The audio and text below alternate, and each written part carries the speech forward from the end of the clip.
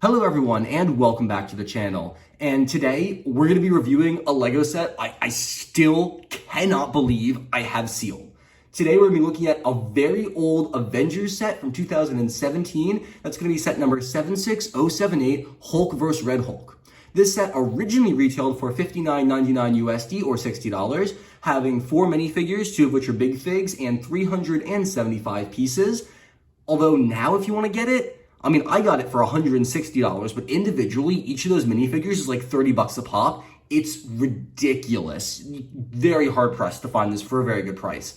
And rightfully so. It's the only time we've ever gotten She-Hulk, Red She-Hulk, or Red Hulk in LEGO form. And it also comes with an exclusive Hulk minifigure. So the value is certainly there. I am blown away that I finally have this, and I really bought the bullet to buy it because of the new She-Hulk TV show coming out soon. Without further ado, let's look at all 4 of those amazing characters before moving back to the so-so build of the set. I figure we should start with Jennifer Walters because she's the main reason I went and bought this set, She-Hulk here. Now, I know this isn't going to be exactly what she looks like in the MCU, but it's pretty darn close, and she's really expensive. We're talking like 40 to 60 bucks just for her alone, and I'm sure that's only going to skyrocket when we actually get her TV show. And this is a remarkably detailed minifigure from the time featuring dual molded legs there. Really loved the green and white boots. Really, really cool. Well, green skin, white boots. And she's got the really sexist comic leotard that shows off most of her skin, which is a product of its time. Really nice purple design, and the white design, love that. Bare arms. And she's got a pretty good green smiling face there, along with a really nice exclusive green hairpiece. Only ever appeared in this color in this set. And she's got a very nice angry Hulk style face in the back, with some shoulder designs and some more printing for her torso. Really great minifigure. Oh, wait, I totally lied to you. I guess I'm just used to the Muppets. This is not dual molded. They printed that. Oh, that's weird. They're white legs with green printing. I didn't even notice that. The printing was good enough that it tricked me for a second. I don't know why they didn't dual mold. Did they dual mold back in 17? I don't remember if they did or not. I have no idea when they started doing dual molding, but this is printing. Really interesting, fascinating. Really great minifigure though. I'm really looking forward to them redoing her, hopefully. But knowing LEGO, they'll probably just skip on her like they're skipping on pretty much every Disney Plus TV show. So this might be the only way to actually get her character.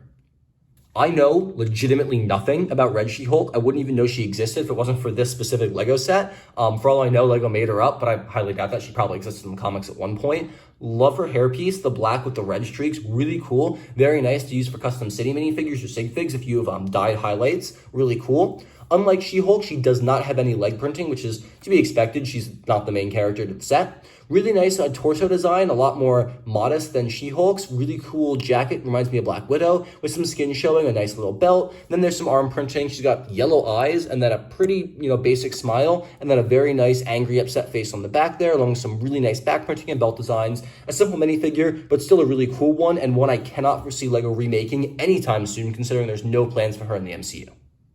It's been a while since we've taken a look at a big fig on the channel, but Hulk here is not my favorite. He's probably the weakest character in the entirety of the set, and I'm not a big fan of the green color. Like, it works for She-Hulk, but I'm just used to seeing him be a lot darker, and this olive green is kind of throwing me.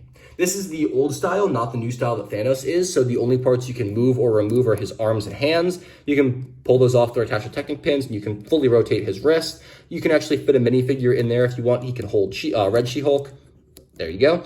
Aside from that, pretty basic. He's got a pretty great yelling expression along some pretty gnarly green hair that matches his cousin over there. Aside from that, very, very basic. He's got some toe designs, which is nice. Sometimes they just didn't give the Hulk toes in the past. Really good ab designs, nice neck muscles. Pretty basic, all things considered.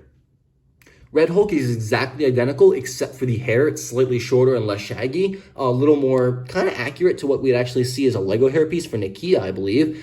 He's got black pants there, and like I said, but no toes. I didn't realize that. Hang on, he's not the exact same as Hulk. He doesn't have toes. I don't know why they didn't give him toes. Very interesting. His arms are fully posable. I really love the red design. Very intimidating, very cool. He's got bright yellow eyes and a pretty gnarly facial expression there. I unfortunately don't think they're going to redo this figure anytime soon, considering the actor who portrays Thaddeus Ross in the MCU recently passed away. So I don't know how they're going to do a Red Hulk. Maybe Marvel will figure something out. I'm very sorry to hear of his passing. Rest in peace. But it's really cool to have at least, the potential of his character immortalized in a minifigure form here. Looks really good. Love the design of him. And he's going to go great in my villains display if I ever get around to making that. Let's zoom out a tiny bit here. So if we take both cars and you go to run them into each other, boom, isn't that so cool? Though I'll show you exactly how it works when we actually go through and look at each of the vehicles individually, but I'm gonna show you that, guys, one more time. There's a really cool launching mechanism. So 3, 2, 1, boom. Oh, they switched cars. Oh, hang on. I'm having way too much fun with this. We're gonna try it one more time. Ready? 3, 2, 1, bam. Okay, I love that so much. That is a wonderful play feature. All right, the first car we're gonna look at is going to be the normal Hulk car, and I love the color scheme here. We have some great big purple wheels, which is, accurate because he's always wearing purple pants. Very comic accurate here. We have a sticker in the front that says R1 DCE. Not exactly sure what that represents, but I'm sure it's some kind of comic illusion. We have a very nice dark green plate here with some really cool lighting, and then there's some stickers on the sides that have that R1 DCE again with some exposed wiring, danger. And then, what does it say? Some more like little lettering on there with the toxic symbol, a 90 flag that's stickered on both sides. And then if you turn this around, oh no, my sticker's peeling. Don't do that. I'm gonna tape that down. And there's that license plate on the back, and then some more stickers on the other side. Very nice. A lot of sticker detail that doesn't really do too much to the car, but it does kind of add a bit of coloring to it. There is a very intimidating stud shooter cannon located here. If you twist this, it rapid fire launches all of those studs. I'm never getting that back. Oops. So yeah, those are quite a fun play feature. I always love the stud shooter cannons, but also kind of hate them at the same time. The interior is pretty simple. There's a little seat for She-Hulk. Literally, there's nothing there. It's just some control panels for her. And then Hulk just stands in the back here. There's a really large open space for him. That is where the launching play feature comes in. You might have noticed that the car kind of moves. So when you push it in, this is a trapdoor piece, and actually it gets launched up because this is pushed back and just throws this up. And then Hulk only attaches on those 3 studs, not this side. So he just gets launched straight over. And it's actually interesting the way they do this. This one is slightly harder to launch Hulk than the Red Hulk one because there's 2 rubber pieces that you have to push together. So it takes a little more force to get that launch all the way.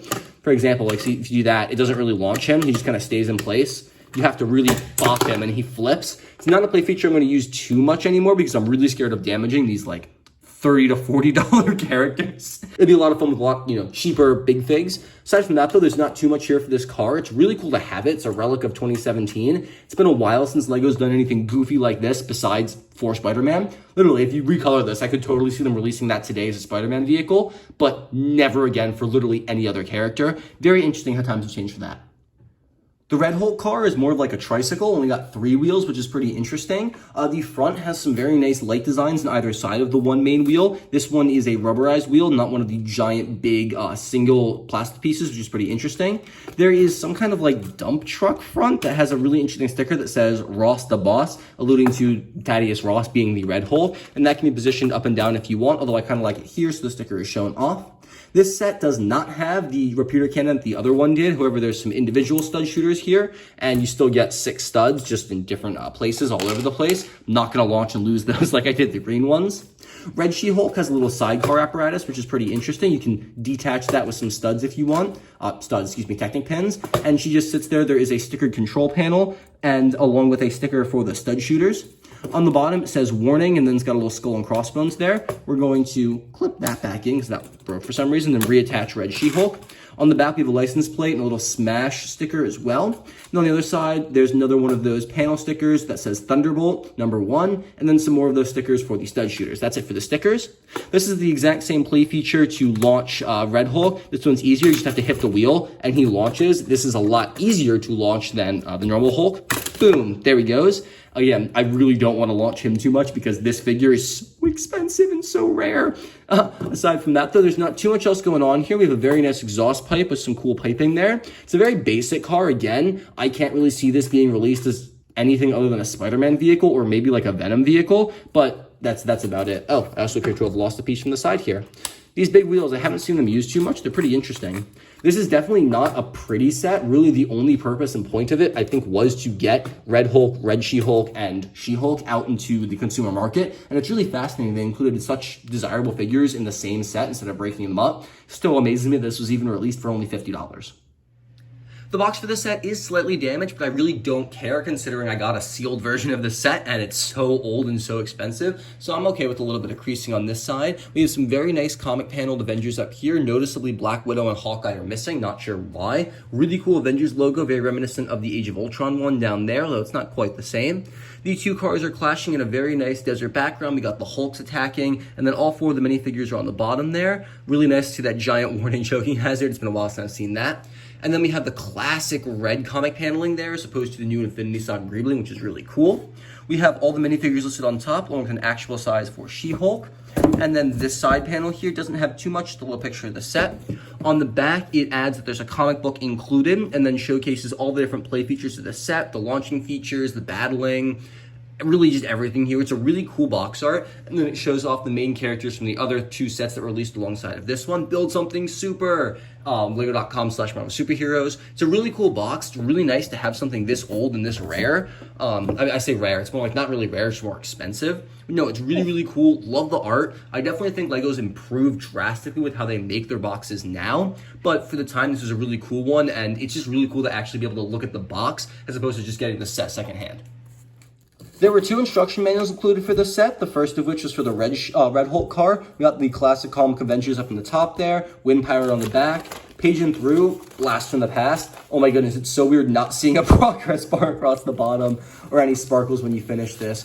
In the back, we have an advertisement for Lego City for some reason, along with the Lego Life app, back when that used to be a thing, along with an advertisement for the Marvel Superheroes website on Shop at Home, and then an advertisement for the other 2 sets that came out in 2017. I do actually have this set, however, I never got this one. I'm not going to now because I got my own version of Miss Marvel, but I am going to buy that Super Adaptoid secondhand. And then here we just have an advertisement for the play features and how to work everything. Don't shoot each other. And that's about it for this instruction manual. The second one is just going to have advertisements for the Spider-Man sets. These were phenomenal. I do have the Ghost Rider one. Want the Web Warriors Ultimate Bridge Battle more than anything. Gonna have to bite the bullet and buy that Kraven minifigure on his own, but I wish I could get that set. This one's kind of pointless. And then we have the parts list like I predicted, and then the exact same play feature stuff. Nothing too special about this instruction manual.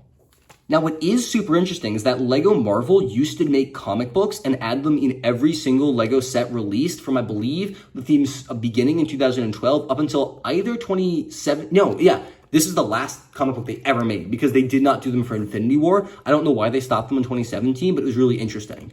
So this one is a combined story with all 3 of these different sets, and I'm just going to page through because it's such a relic of history, and I want to have a video of it. So on the cover, we got all the stuff kind of comicked out, and then on the interior, it starts off with a little comic for the She-Hulks and the Red She-Hulks and everything, kind of fighting, the Hulk smashing, and then it transitions into the Super Adaptoid blasting through and kind of messing up their fight, and then we have the comic panels for the Captain America jet set, and then that one transitions into the Lola car. You can see Coulson driving his car down there, and then it's Detroit Steel and Iron Man fighting.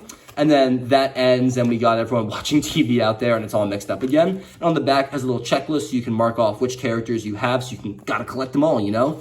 Really interesting. I wish they still did these, and I wish I had kept mine. I don't know where all of my comics went, but I don't have any of them except for this one, so definitely gonna keep this safe.